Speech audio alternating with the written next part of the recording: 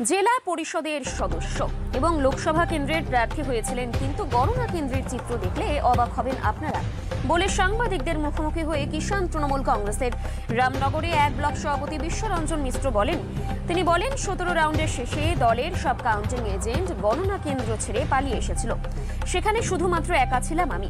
বিশ্বরঞ্জন বাবু আরও বলেন, দলগতভাবে আমাদেরকে জল পর্যন্ত দেওয়া হয়নি, সরকারি খাদ্য যেটুকু সরবরাহ হয়েছিল সেটাই খেয়ে আমরা ছিলাম।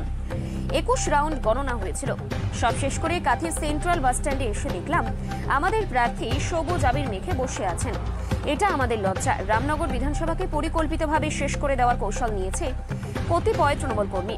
অবশ্য তাদের তৃণমূল কর্মী বলে স্বীকৃতি দিতে আমাদের লজ্জা লাগে। এদিনের সাংবাদিক বৈঠক উপস্থিত ছিলেন রামনগর এক ব্লক তৃণমূলের সভাপতি উত্তম দাস, আইএনটিটিইউসির ব্লক সভাপতি পার্থ সখা জানা, দেবব্রত দাস সহ অন্যান্য নেতৃত্ব। যিনি জেলা পরিষদের কর্মাধ্যক্ষ, তিনি প্রার্থীর এআরও টেবিলের এজেন্ট ছিলেন। 17 রাউন্ডের শেষে উনি টেবিল ছেড়েছেন কিনা সেটা সেদিনকের যেটা আপনার সিসিটিভিতে ফুটেজ আপনারা তদন্ত করলে পেয়ে যাবেন। 17 রাউন্ডের মাথায় তিনি ছেড়েছিলেন। জেলা পরিষদের মেম্বার তিনি ছিলেন আরেক নির্দল প্রার্থীর এজেন্ট হিসাবে, তিনি 17 রাউন্ডের মাথায় টেবিল ছেড়েছিলেন। একমাত্র আমি 21 রাউন্ড পর্যন্ত কাউন্টিংয়ের শেষ পর্যন্ত ছিলাম। তার মধ্যে 7টা ইভিএম মেশিন খারাপ বেরিয়েছিল, খোলা যায়নি।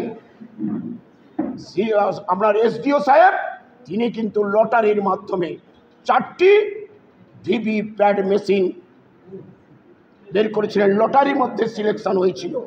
সেই ভিভিপ্যাট কাউন্টিংয়ের শেষে সইটা করে দিয়ে বেরিয়ে আসছি তখন সমস্ত বিজেপির নেতারা, বিজেপির কর্মীরা মাথায় গেরুয়া পাগড়ি পরে দাঁড়িয়ে আছে। একমাত্র বিশ্বরঞ্জন মিশ্র সেদিকে দাঁড়িয়েছিল।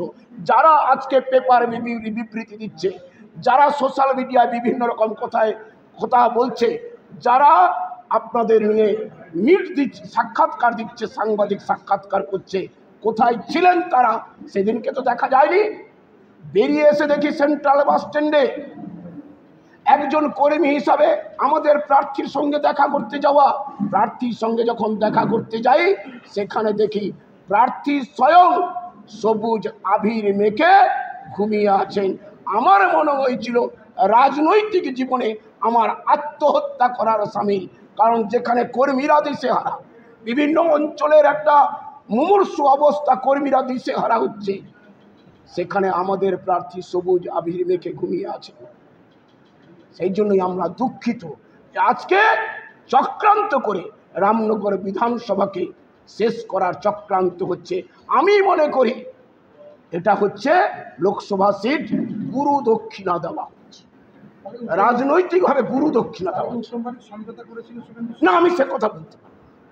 কেউ হয়তো করতে পারেন, কিভাবে করেছেন, কে করেছেন আমরা জানি না। হ্যাঁ, এটা ঠিক।